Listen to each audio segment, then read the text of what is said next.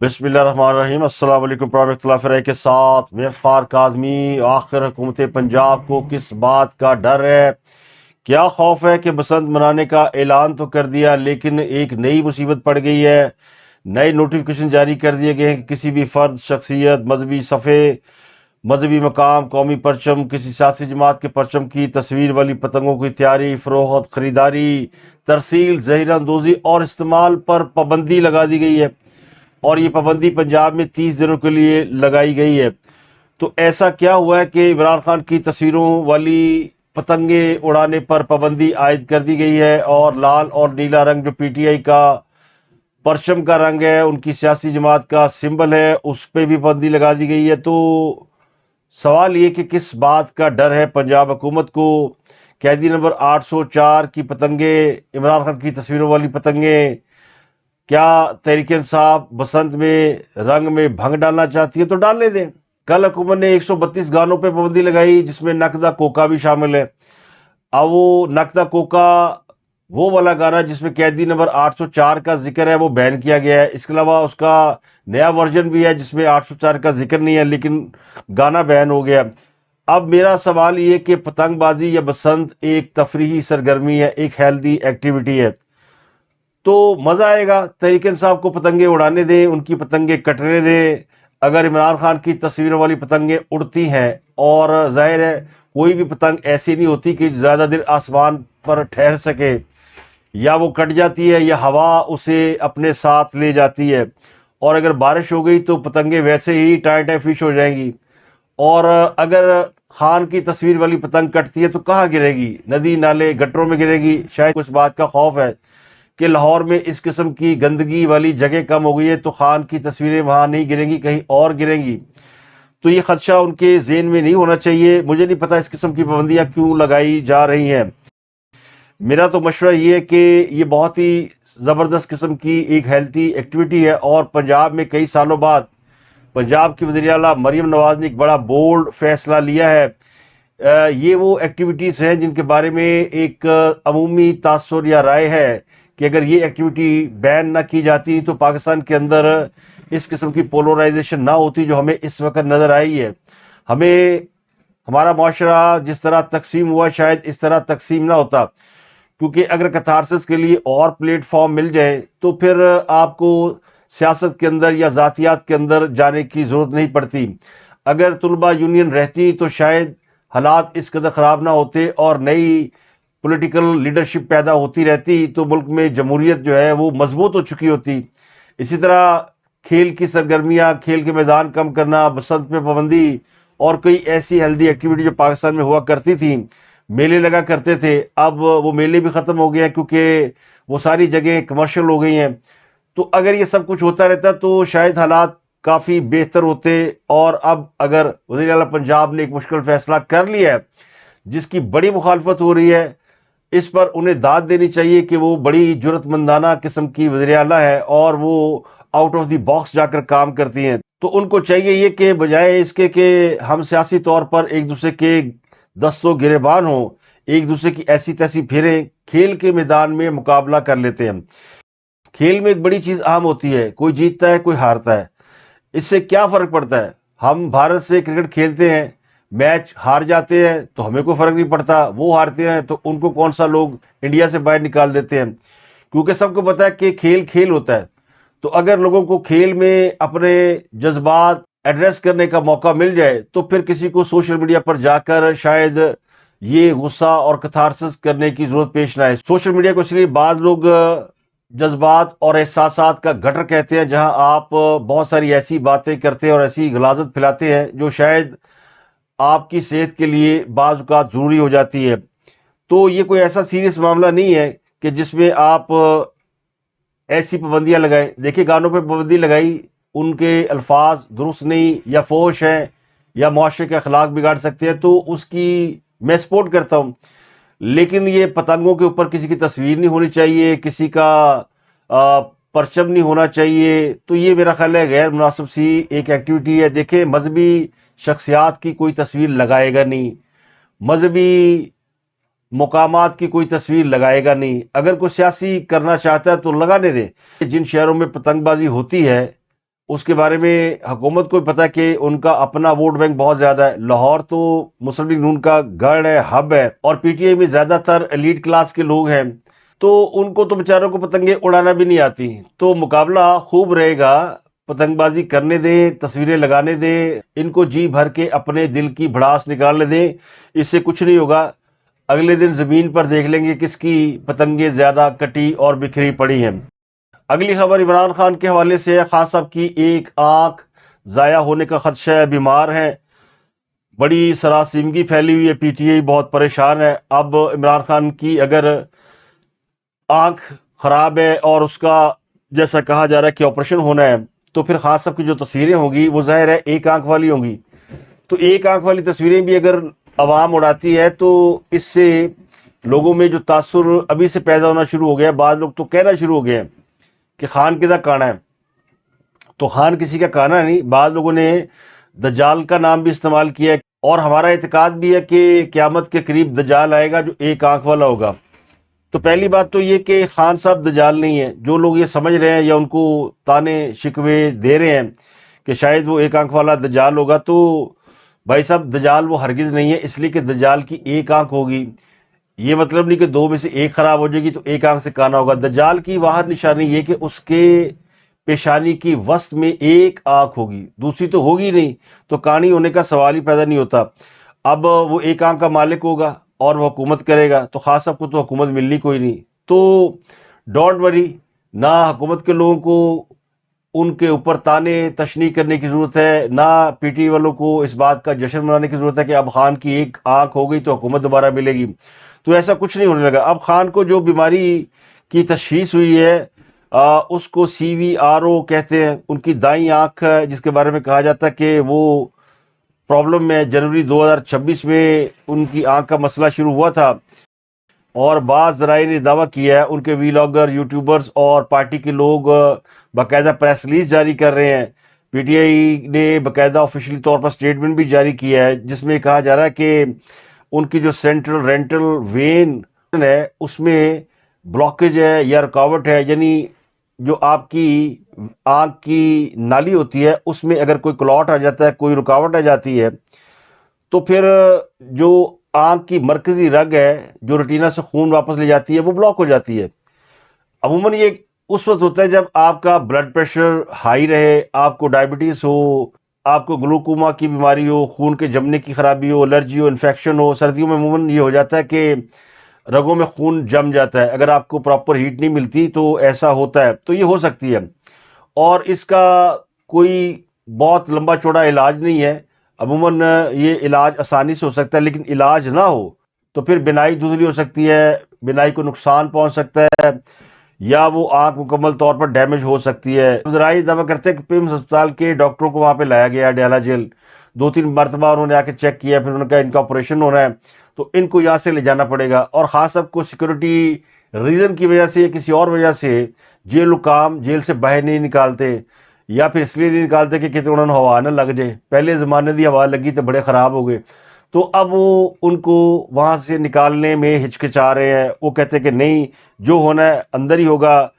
ڈیٹیں بھی بتائی گئی ہیں, 16, 19 اور 21 جنوری کو عمران کا 3 بار چیک اپ کیا گیا اسی مہینے یعنی جنوری میں. تو اب ڈاکٹر جیل کے اندر آپریشن نہیں کر رہے, اور جیل کے اندر ویسے بھی کوئی آپریشن تھیٹر نہیں ہوتا, چھوٹی موٹی بیماریوں کو دیکھا جا سکتا ہے. تو ذرائع کہتے ہیں کہ ان کی آنکھ کے علاج کے لیے جو 3 انجیکشن لگتے ہیں وہ بھی لے جا کے لگانا پڑتے ہیں. اب انجیکشن کے لیے لے جانا پڑے گا, یہ سمجھ میں نہیں آ رہی. لیکن ڈاکٹر جو ہے ان کو کہا گیا کہ آپ سارے آلات لے کر آئیں اور یہاں پہ ان کا آپریشن کر لیں. ویسے ایک مشکل کام نہیں ہے, جیل کے اندر آپ وہ چیزیں لا کر جو ٹولز ہوتے ہیں آپریشن کر سکتے ہیں, لیکن ڈاکٹر کہتے ہیں ہم نہیں کر سکتے. اب ایڈوکیٹڈ ڈاکٹر نے جڑے طاقتور لوگوں کو انکار کر دیں, لیکن وہ کہتے ہیں ڈاکٹروں نے انکار کر دیا. تو پی ٹی آئی کہہ رہی ہے جناب خان صاحب کو شوکت خانم میں ٹرانسفر کیا جائے, ہمیں خان صاحب کی شکل دکھائی جائے, ہمیں خان صاحب کی آنکھ دکھائی جائے. تو خان صاحب کی پچھلے 3-4 مہینوں سے ملاقاتیں بند ہیں. تو اب یہ ملاقات کا بہانہ ہے یا واقعی ان کی آنکھ خراب ہے, یہ ہے بڑا کوشچن مارک. جو ان کی قیادت ہے وہ تو بار بار کہہ رہی ہے. ان کے جو کے پی کے حکومت کے ترجمان ہیں شفیع اللہ, انہوں نے تو ایک صحافی کا نام لے کے کہا کہ وہ صحافی بڑا معتبر ہے, اسد اللہ خان. اب وہ بیچارے صحافی ہیں یا نہیں اس پہ بھی کوشچن مارک ہے، لیکن وہ اینکر رہے ہیں.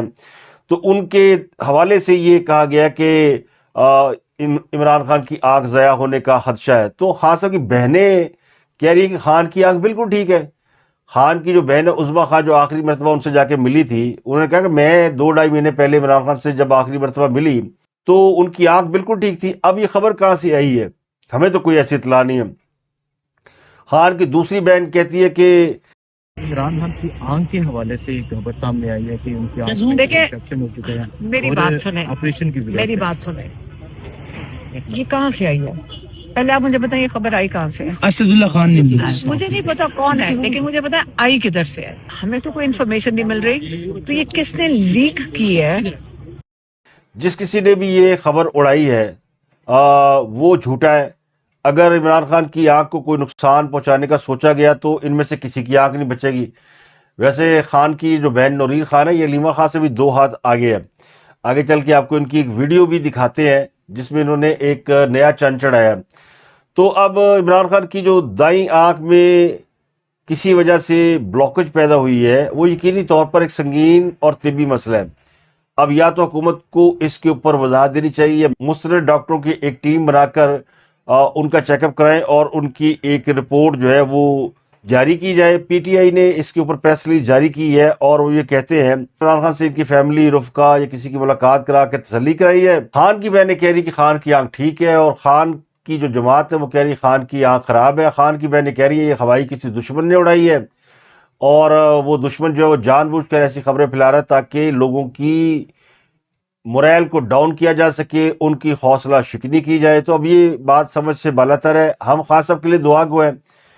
خان صاحب ویسے پہلے ہی بہت زیادہ یہ تانے سن چکے ہیں کہ وہ جنرل باجوہ کے کانے ہیں. اب اگر ویسے ہی وہ ان کی آنکھ ضائع ہو گئی تو پھر یہ الزام موجودہ چیف پہ بھی آ جائے گا کہ ان کے کانے ہیں. تو بہرحال ان کی آنکھ کا علاج ہونا چاہیے. اب بات کرتے ہیں وادی تیراک کے حوالے سے. ایک بہت ہی مسٹری ہے کہ آپریشن ہوگا یا نہیں ہوگا، لیکن آج آلموسٹ یہ طے ہو گیا، فیصلہ ہو گیا کہ آپریشن نہیں ہو رہا. حکومت تو یہ کہتی ہے کہ ہم نے آپریشن کا فیصلہ کیا ہی نہیں ہے. خواجہ صاحب نے پریس کانفرنس کی، وہ مکر ہی گئے کہ ہم نے تو سوچا نہیں کہ یہاں پہ آپریشن کرنا ہے.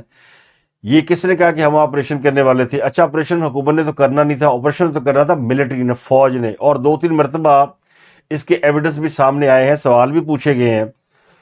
تو اب اگر حکومت یہ اعلان کری کہ وہاں کوئی آپریشن نہیں ہو رہا، جس کا مطلب یہ لیا جا سکتا ہے کہ سہیل آفریدی تو کامیاب ہو گیا، حکومت دباؤ میں آ گئی ہے.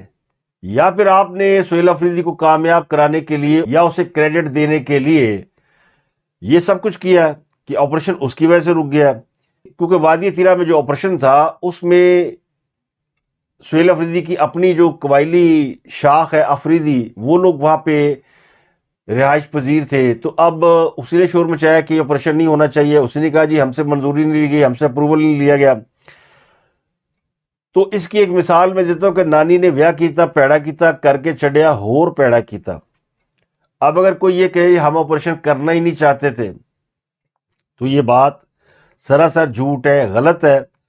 خواجہ صاحب تو خود اسمبلی کے فلور پہ کہہ چکے ہیں کہ اگر ریاست نے آپریشن کرنا ہوگا تو کسی سے اجازت کی ضرورت نہیں ہے، اور وہ اسی آپریشن کے حوالے سے بات کر رہے تھے. دوسرا، اس آپریشن کے لیے خیبر پختونخوا حکومت نے نوٹیفکیشن جاری کیا، 4 ارب روپے کے فنڈ جاری کیے، وہ آپ کو دکھا چکا ہوں. اگر کوئی کہے کہ یہ ہم نے جاری نہیں کیے، یہ کہیں اور سے جاری ہوئے، تو وہ بھی جھوٹ ہے. تو وادی تیرا میں آپریشن کے معاملے پر دونوں طرف سے ٹکا کے جھوٹ بولا جا رہا ہے. اب یہ جھوٹ ہے، یہ غلط بیانی ہے، اس کا فیصلہ آپ سے بہتر تو کوئی نہیں کر سکتا. تو میری اطلاعات جو ہیں وہ ذرا سی مختلف بھی ہیں. جو میں نے آپ کو اس کا بیک گراؤنڈ بتایا، کل میں نے ایک پروگرام کیا تھا لیکن آڈیو لیول ٹھیک نہیں تھا، تو میں نے وہ پروگرام پھر آپ تک نہیں آنے دیا. میں کچھ اس میں پوائنٹ ریز کیے تھے، آج پریس کانفرنس میں آلموسٹ وہی پوائنٹ خواجہ آصف نے بھی ریز کیے ہیں. تو جو میری اطلاعات ہے اس کے مطابق آپریشن کا فیصلہ ہوا تھا. اور یہ بھی درست ہے کہ یہ جو موسم ہوتا ہے سردیوں کا، برفباری کا موسم، اس میں وہ لوگ جو کے پی کے مضافاتی علاقوں میں رہتے ہیں، پہلے جسے علاقہ غیر کہا جاتا تھا، ایجنسیاں کہا جاتا تھا، فاٹا کہا جاتا تھا، اب وہ کے پی کے کا حصہ ہے. تو یہاں سے لوگ جو ہیں وہ محفوظ مقامات کی طرف 1-2 مہینے کے لیے منتقل ہو جاتے ہیں کیونکہ موسم بڑا سخت ہے. اب چونکہ لوگوں کے آبائی علاقے ہیں تو ان علاقوں کو مستقل وہ چھوڑتے نہیں ہیں. شہروں میں رہنے والے لوگ یہ سوال اٹھا رہے ہیں کہ جی کون اس سخت موسم میں اپنا گھر چھوڑتا ہے؟ بھائی وہاں کے حالات الگ ہیں، شہروں کی بات بالکل الگ ہے۔ شہروں میں کیا ہوتا ہے کہ گرمیوں میں آپ کو اے سی میسر ہوتا ہے اور سردیوں میں آپ کو ہیٹنگ سسٹم میسر ہوتا ہے، شہر کے حالات کچھ بہتر ہوتے ہیں، اور شہر میں موسم کی سختی بھی قدرے مختلف ہوتی ہے۔ مطلب آپ دیکھ لیں پورے ملک میں برف باری ہو رہی ہے تو کراچی لاہور کا موسم بالکل نارمل ہے، کوئی بہت زیادہ سردی نہیں، بہت زیادہ کوئی برف باری نہیں، کوئی بہت زیادہ بارشیں بھی نہیں ہو رہی۔ باقی بلوچستان اور کے پی کے آپ دیکھیں اور کشمیر دیکھیں تو وہاں پہ برف ایسے برس رہی ہے جیسے پھوار ہوتی ہے، مسلسل برف باری ہو رہی ہے۔ تو یہ عارضی شفٹنگ جو ہے وہ ان کا ایک ٹریڈیشن کہہ لیں۔ ایک زمانے میں اگر آپ نے سنا ہوگا کہ آرینز افغانستان سے جب ہندوستان آتے تھے تو وہ سردیوں کے موسم میں آتے تھے کیونکہ وہاں سردی بہت پڑتی ہے، تو جیسے سردی شروع ہوتی تھی وہ اتر آتے تھے پنجاب میں، ادھر سندھ اور ان علاقوں میں، پھر فصلیں لوٹتے تھے، اور چونکہ وہ جنگجو لوگ تھے ہاتھوں میں اسلحہ لے کے آتے تھے پنجابیوں کو، تو ان سے لڑنے کی ضرورت نہیں ہوتی تھی۔ ان کے یہاں بڑی فصلیں ہوتی ہیں، سال کے 12 موسم ہوتے ہیں، 4-5 فصلیں ہو جاتی ہیں، تو وہ کہتے تھے لے جاؤ جو لے جانا ہے۔ جہاں یہ لوگ رہتے ہیں پختون، پشتون اور افغانی، وہاں پہ اتنی زیادہ فصل اور اس طرح کی چیزیں نہیں ہوتی تھی، تو جیسی سردیاں ختم ہوتی تھی یہ لوٹ جاتے ہیں، اور سردیوں میں دہشت گردی کے جو کارروائیاں وہ بھی کم ہو جاتی ہیں۔ یہ بھی ایک اس کا ٹریک ریکارڈ ہے، اور ہم چونکہ بھگت چکے ہیں 9/11 کے بعد سے پاکستان مسلسل حالت جنگ میں ہے، تو لوگوں کو اندازہ ہوتا ہے کہ کس موسم میں کیا کچھ لوگ کرتے ہیں۔ اب چونکہ آپریشن کا فیصلہ ہو چکا تھا اور جن لوگوں کے خلاف آپریشن ہونا تھا وہ جب علاقے خالی ہوئے تو وہ بھی خالی کر گئے، تو اب وہاں پہ آپریشن کرنے کا فائدہ کوئی نہیں۔ جن لوگوں کے لیے آپریشن کرنا تھا، جن کے بارے میں بتایا جاتا تھا حجروں میں ہوتے ہیں، مسجدوں میں ہوتے ہیں، وہ تشکیل بنا کے آتے ہیں، وہ سارے غائب ہو گئے کیونکہ موسم ان کے لیے بھی سخت ہے، سردی میں وہ بھی کچھ نہیں کر سکتے، تو فوج جا کے آپریشن کرے تو ان کے ہاتھ کچھ نہیں آنا تھا۔ تو یہ جو ٹارگٹ ہے، جو گول ہے، وہ اچیو ہو گیا، مقصد حاصل ہو گیا۔ تو اب وہاں پہ آپ دیکھ لیں وادی تیرا کے بارے میں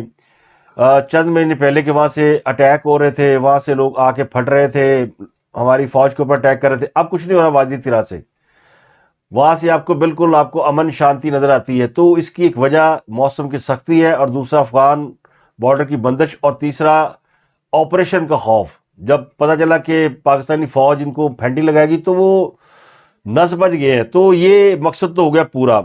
اب افریدی کے پاس ایک اچھا موقع آ گیا، وہ یہ کریڈٹ لے سکتا ہے کہ اس نے افریدیوں کے خلاف آپریشن نہیں ہونے دیا، کے پی کے میں آپریشن روک دیا، تو یہ پہلی بڑی کامیابی اس کو مل گئی ہے، یا اس کو پلیٹ میں ڈال کر دی گئی ہے، لیکن جائے گی اس کے کھاتے میں۔ اور آپریشن کی کہانی جو ہے وہ کھیل ختم پیسہ اعظم، 4 ارب روپیہ بھی اس نے اپنے لوگوں میں بانٹ دیا اور آپریشن بھی نہیں ہوا۔ اب خان صاحب کی ایک بہن ہے نورین نیازی، اس کی ایک ویڈیو سامنے آئی ہے 8 فروری کے حوالے سے، جو پی ٹی اے تیاریاں کر رہی ہے، اس میں خان صاحب کی بہنیں جو ہے وہ سول نافرمانی کی تحریک کی طرف جا رہی ہیں۔ ایک ویڈیو میں نورین نیازی نے اپنے کارکنوں کو ہدایت دی ہے کہ آپ نے 8 فروری کو پہلے کے پی کی بند کرنا، پھر تربیلا ڈیم کی بجلی بند کرنی۔ تو یہ 8 فروری کو پورے ملک کی بجلی بند کرنا چاہتے ہیں، جس کا تعلق پاکستان کی ڈیفنس فورسز سے بھی ہے، پاکستان کے دفاع سے بھی ہے۔ تربیلا پورے پاکستان کو بجلی سپلائی کرتا ہے، اور اگر تربیلا کی بجلی بند ہوتی ہے تو آدھے سے زیادہ پاکستان بند ہو جاتا ہے۔ تو کیا یہ بغاوت نہیں ہے؟ کیا یہ دشمن کے لیے مواقع پیدا کرنا نہیں ہے؟ تو یہ کارکنوں کو بغاوت کے لیے اکسا رہی ہیں۔ نے کے پی کے بند کرنے، تربیلا ڈیم کی بجلی بند کرنی ہے، جا کے نے کے پی کے بند کرنے، تربیلا ڈیم کی بجلی بند کرنی ہے، جا کے۔ تو یہ ویڈیو بتاتی ہے کہ عمران خان کی بہنیں کارکنوں کو بغاوت کے لیے اکسا رہی ہیں۔ اکسا تو وہ ویسے بڑے عرصے سے رہی ہیں، کارکنوں کو کہہ رہی ہیں کہ جالہ کے باہر پہنچو، وہاں پہ اٹیک کر دو، وہاں پہ قومی اسمبلی کے ممبران کو آنا چاہیے، وہاں پہ 10,000 لوگوں کو آنا چاہیے، وہاں پہ 10 لاکھ لوگوں کو آنا چاہیے۔ تو پہلے دن سے کوشش کر رہی ہیں عمران خان کی بہنیں کہ پاکستان کے عوام بغاوت کر دیں، لیکن ان کی سنتا کوئی نہیں ہے۔ عمران خان کی کوئی نہیں سنتا تو اب عمران خان کی بہنوں کی کون سنے گا؟ لیکن کوشش وہ پوری کر رہی کہ 2-4 لوگ جو ان کے پاس آس پاس اس وجہ سے آ جاتے ہیں کہ عورتیں ہیں اور یہ جدوجہد کر رہی ہیں تو ہم ان کے ساتھ کھڑے ہیں، کیونکہ عورت کارڈ بھی تو کھیلا جاتا ہے، اور جب ان کے اوپر پانی پھینکا جاتا ہے تو یہ اس طرح روتے ہیں کہ جیسے ان کے اوپر بم پھینک دیا گیا، جیسے ہیروشیما اور ناگاساکی میں بم پھینکا گیا۔ یہ غداری نہیں تو اور کیا ہے؟ آج خان صاحب کی بہنیں ایک بار پھر عمران خان سے ملاقات کے لیے ڈیالہ کے باہر پہنچی تھی، ملاقات تو نہیں ہوئی، اور وہاں پہ قرآن خوانی بھی مختصر ہوئی، اور پھر یہ آج دھرنا پروگرام بھی زیادہ لمبا نہیں رہا، شام ڈھلی لوگوں کو کہہ دیا گیا نکل لو پتلی گلی سے، کیونکہ سب کو پتا ہے کہ ملاقات تو نہیں ہو رہی۔ اگلی خبر ایمان مزاری اور ہادی علی چٹا کی گرفتاری کے حوالے سے جو جذبات پیدا ہوئے تھے وکلا کے اندر، ہڑتال کی گئی اور نعرے مارے گئے، آزادی کی باتیں، انقلاب کی باتیں اور پتہ نہیں کیا کیا، پولیس کو نکال دو، بائیکاٹ کر دو، وہ ساری کہانی ختم ہو گئی۔ تو پولیس کے چند افسران پہنچے، انہوں نے وکلا سے ملاقات کی، ہائی کورٹ بار کے صدر اور سیکرٹری سے، اور ان سے سوری کیا۔ تو اس کے بعد وکلا نے ہڑتال ختم کرنے کا اعلان کر دیا، اور جو پولیس کے عدالتی احاطے میں داخلے پر پابندی لگائی گئی تھی وہ بھی ہٹا لی گئی ہے۔ تو اب بدھ کم سدھ، بدھ سے کام شروع، کیڑی مان مزاری، کیڑا ہادی علی چٹھا، جتھے گئیاں بیڑیاں اوتھے گئے ملا۔ اور آج تو سپریم کورٹ بار کے صدر نے بھی کہیں کہہ دیا کہ ان کو سزا ہوئی ہے، تفصیلات پتہ نہیں مگر سزا ٹھیک ہوئی ہے۔ ایمان مزاری بھی اسی داستان کا حصہ بن گئی ہیں جہاں پہ فلک جوید اور صنم جوید کے قصے ہیں۔ ایک اور بڑی اہم خبر فراڈ کے والے سے ہے۔ ایک دو روز سے خبریں آ رہی کہ جی نیشنل کرکٹرز کے ساتھ فراڈ ہو گیا ہے، انضمام الحق کو بدنام کیا جا رہا ہے، ان کا نام لیا جا رہا ہے، 5 وقت کا نمازی آدمی ہے اور انتہائی شریف اور پاکستان کا ہیرو، ان کے نام سے بعض ویلاگر نے، یوٹیوبر نے جس طرح بیشنگ کی ہے وہ مجھے قطعی اچھی نہیں لگی۔ انضمام الحق کے اوپر یہ الزام لگایا جا رہا ہے کہ اس نے اپنے چند دوستوں کو آمادہ کر کے ایک غیر ملکی انویسٹر کے ساتھ انویسٹمنٹ کرائی اور وہ پیسے لے کے بھاگ گیا۔ وہ 4-5 ارب روپے کی رقم بتائی جاتی ہے، خود انضمام کے 80 کروڑ اس میں شامل ہے۔ اگر انضمام بھی لٹ گیا ہے تو پھر انضمام تو اس فراڈ میں شامل نہیں ہوئے، انضمام تو خود وکٹم ہوئے۔ الزام یہ لگایا گیا جی کہ انضمام الحق کا بیٹا اس فراڈیے کی کمپنی میں 7 لاکھ روپے تنخواہ لیتا تھا، تو ساتھ ہی یہ کہتے ہیں کہ اس کا 80 کروڑ بھی گیا۔ تو کہانی یہ نہیں ہے، اب میری سمجھ سے باہر ہے کہ یہ کوئی جان بوجھ کے فراڈ کی کہانی ہے یا کیا ہے، لیکن اس پہ گورنمنٹ کو اپنا ٹیک دینا چاہیے۔ ابھی تک کسی کرکٹر نے اپنے منہ سے آ کے کسی میڈیا کے اوپر نہیں کہا کہ میرے ساتھ فراڈ ہوا ہے، اور جس شخص کا نام لیا جا رہا ہے کہ اس نے فراڈ کیا ہے وہ فورکس ٹریڈنگ کا کام کرتا ہے۔ دنیا بھر میں فورکس ٹریڈنگ ہوتی ہے، کچھ لوگ جو ہے وہ ریئل ٹائم کرتے ہیں، کچھ پرسنٹیج لے لیتے ہیں، ان کی جگہ پہ دوسرے لوگ کاروبار کرتے ہیں، یہ اسی قسم کا کاروبار ہے۔ اور بندہ کہہ بھی رہا ہے کہ میری پیمنٹ لیٹ ہو گئی ہے، میں 1-2 روز میں پیمنٹ کر دوں گا، لیکن اس کے باوجود ایک بڑے نیشنل ٹی وی کے اوپر مسلسل اس کے اوپر بیشنگ کی گئی، اور انہی کے رپورٹر ویلاگ میں یہ کہہ رہے ہیں کہ فراڈ ہو گیا ہے۔ تو اب یہ فراڈ کی کہانی میری سمجھ میں نہیں آئی، لیکن ایک فراڈ پاکستان کے سینیٹر اور قومی اسمبلی سے ہو گیا۔ 12 اراکین پارلیمنٹ ہیں جن کے ساتھ فراڈ ہوا ہے، اور یہ آن لائن فراڈ ہے، جعل سازی ہے اور ہراسمنٹ ہے۔ تو اہم سیاسی شخصیات بھی اب آن لائن فراڈ سے متاثر ہو رہی ہیں۔ صاحبزادہ حامد رضا سے 4,90,000 روپے دھوکے سے ہتھیا لیے گئے۔ ویسے صاحبزادہ حامد رضا نے بھی پوری کوشش کی تھی کہ عمران خان کی پارٹی ہتھیا لیں، کامیاب نہیں ہوئے، ان سے کسی نے رقم ہتھیا لی۔ ایک اور پی ٹی اے کی سینیٹر ہے فلک ناز چترالی، ان سے شوکت خانم ہسپتال کے نام پر کسی نے 4,85,000 روپے وصول کر لیے ہیں۔ سینیٹر بلال مندوخیل سے ایک گورنر کے نام پر رقم اینٹھ لی گئی ہے۔ رکن قومی اسمبلی راجہ کامران اور ناز بلوچ کو آن لائن جو ہے وہ ہراسانی کا سامنا کرنا پڑا ہے۔ Deputy chairman senate Saidal Khan کی جعلی سوشل میڈیا پروفائل بنا کر اس پر کسی نے دھندا شروع کر رکھا ہے، اور سینیٹر پلوچ شاہ خان سے آن لائن سرمایہ کاری کے نام پر دھوکہ کیا گیا۔ ویسے پلوچ شاہ خان سے مجھے ہمدردی ہے، ان سے کئی بار دھوکے ہو چکے ہیں، لیکن وہ بیچاری اتنی سیدھی ہے کہ دھوکے کھا لیتی ہے۔ شاید دل کی صاف ہے اور بات دل میں نہیں رکھتی، لیکن اس کو اپنے جذبات قابو رکھنے چاہیے اور دھوکے میں نہیں آنا چاہیے۔ اس طرح اور بہت سے لوگ ہیں۔ National cyber crime investigation agency کی جانب سے بتایا گیا کہ 2 فراڈیوں کو پکڑ لیا گیا ہے اور باقیوں کے خلاف تحقیقات جاری ہے۔ اب دیکھ لیں ہمارے سیاستدان بھی کس طرح فراڈ کی بھیڑ چڑھ رہے ہیں۔ ویسے تو یہ الزام سیاستدانوں پر ہے کہ وہ لوگوں کو لوٹ لیتے ہیں، لیکن اب انہیں لوٹنے والے بھی مارکیٹ کے اندر کھلے عام گھوم رہے ہیں۔ آج ایک بڑا فیصلہ دیا وفاقی آئینی عدالت نے سپر ٹیکس سے متعلق۔ یہ بہت بڑا فیصلہ تھا، اس کے پیچھے بہت بڑا مافیا تھا جو اس ٹیکس کے خلاف عدالت گیا ہوا تھا، لیکن فیڈرل کورٹ نے اس کے اوپر بڑا واضح فیصلہ دیا اور اس کو آئینی طور پر درست قرار دیا۔ اس کے خلاف جتنی درخواستیں آئی تھی وہ سب ریجیکٹ کر دی گئی۔ یہ بہت بڑا ٹیکس ہے جس سے حکومت کو ریونیو حاصل ہوتا ہے، لیکن مافیا اس کے خلاف عدالت چلا گیا تھا، اب وہ فیصلہ حکومت کے حق میں ہو گیا ہے۔ اس کے علاوہ پنجاب حکومت رمضان المبارک میں مستحق افراد کو 10,000 روپے دے رہی ہے، اور یہ 10,000 روپے کی جو رقم ہے یہ اے ٹی ایم کے ذریعے نکالی جا سکے گی۔ رمضان پیکج میں تقریباً 1 کروڑ افراد کو پنجاب حکومت پیکج دے رہی ہے. 42 لاکھ مستحق خاندان رجسٹرڈ ہیں. ان خاندانوں کو نگہبان کارڈ دیے جا رہے ہیں, راشن کارڈ کہہ لیں انہیں. اس کے ذریعے وہ نقد رقم اور اشیاء ضروریہ کی خریداری کر سکیں گے, اور اس کے لیے 136 مرکز بھی پنجاب میں کھولے جا رہے ہیں. سندھ حکومت نے بھی ایک اہم کام یہ کیا کہ سانحہ گل پلازہ کے جو شہداء ہیں ان کے ورثاء کو 1 کروڑ فی کس دینے کی منظوری دی ہے, اور ایک سب کمیٹی بھی بنا دی گئی ہے مراد علی شاہ کی سربراہی میں, جو اس سانحے سے متعلق انکوائری رپورٹ کا جائزہ لے گی. اس سے پہلے جو کمیٹی بنائی گئی تھی وہ کمشنر کی سربراہی میں بنائی گئی تھی. اب اس کے اوپر ایک کمیٹی بنا دی گئی ہے جس میں وزیر اعلیٰ سندھ کے علاوہ صوبائی وزراء شرجیل انعام میمن, ناصر حسین شاہ, سعید غنی اور ضیاء الحسن نجار شامل ہیں. اب اگر اس کمیٹی میں سندھ گورنمنٹ اپوزیشن کو بھی شامل کر لیتی تو میرا خیال ہے زیادہ بہتر ہوتا. ویسے بھی MQM پیپل پارٹی کی اتحادی ہے, لیکن اس سارے معاملے میں ان کو باہر رکھنے سے اگر اس کو آپ ٹرانسپیرنٹ انکوائری کہیں گے تو شاید کوئی اس پہ یقین نہیں کرے گا. متاثرہ دکانداروں کو 1 کروڑ پہ بلا سود قرض فراہم کرنے کی منظوری دی گئی ہے.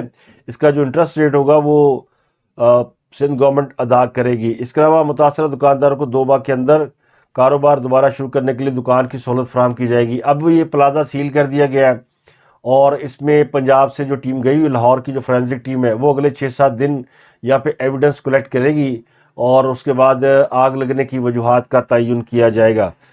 لیکن سندھ سے ایک اور خبر بھی بڑی خوفناک قسم کی آئی, اور وہ خبر یہ تھی کہ MQM پاکستان کے رہنماؤں سے پولیس سیکورٹی واپس لے لی گئی ہے. ذرائع نے دعویٰ کیا کہ ڈاکٹر خالد مقبول صدیقی, ڈاکٹر فضل ستار کے جو پولیس گارڈ ہے واپس بلا لیے گئے ہیں. مصطفیٰ کمال, انیس قائم خانی اور امین الحق سے بھی پولیس گارڈ واپس لے لیے گئے ہیں. جبکہ سندھ اسمبلی کے جو قائد حزب اختلاف ہے علی خورشیدی, ان سمیت MQM کی تمام جو قیادت جن کو سندھ گورنمنٹ نے پولیس پروٹیکشن دے رکھی تھی واپس لے لی ہے. سندھ حکومت نے اس سے ڈرائی کیا ہے. اب بعض رائے کہتے ہیں کہ سیکورٹی واپس لی تھی, اب ان کو واپس دے دی گئی کیونکہ شور بڑا مچ گیا. اور یہ سوال سندھ حکومت نے اٹھایا, شرجیل میمن نے, کہ باقی صوبوں میں کسی کو سیکورٹی نہیں ملتی, ان کو کیوں دی گئی ہے. تو بھائی تو یہ میرا خیال ہے شرجیل میمن صاحب نے زخموں پہ نمک چھڑکا ہے. MQM کی جو موجودہ قیادت ہے وہ ظاہر ہے جس جنگ و جدل کے ماحول سے نکل کے یہ جماعت نئی شکل میں سامنے آئی ہے, تو وہ ان کو سیکورٹی تھریٹ ہے. ان کو پولیس گارڈ جو ہے وہ گورنمنٹ نے خود دیے ہوئے ہیں اور دینے چاہیے, کیونکہ دوسری طرف جو پارٹی ہے وہ بڑی خطرناک ہے, جس نے کئی سال سندھ کے اوپر بلکہ کراچی کے اوپر اور شہری علاقوں کے اوپر غنڈہ گردی کی ہے. ان سے ان لوگوں کو بچانا بڑا ضروری ہے. ایک عام خبر یہ کہ عمران خان اور ان کی اہلیہ بشرا بی بی کو ریلیف مل گیا ہے, اور عدالت نے 9 مئی سمیت دیگر 5 مقدمات میں ان کی گرفتاری روک دی ہے. اس کیس کی بھی سماعت محمد افضل مجوکا کر رہے ہیں. یہ وہی جج ہے جنہوں نے ایمان مزاری کو سزا سنائی اور PTI ان کو گالیاں دے رہی ہے, لیکن افضل مجوکا صاحب میرٹ پہ کام کرتے ہیں, اور انہوں نے عمران خان کی جو ضمانت ہے قبل از گرفتاری اس میں توسیع کر دی ہے. حالانکہ دونوں جیل میں ہیں, مگر عدالت نے کہا کہ ان کیسوں میں آپ انہیں نہیں گرفتار کر سکتے. تو اب تک کے لیے اتنا ہی. آپ سے ملاقات ہوتی اگلے ولاگ میں. اپنا اور گردنوا کے لوگوں کا بہت خیال رکھیے گا.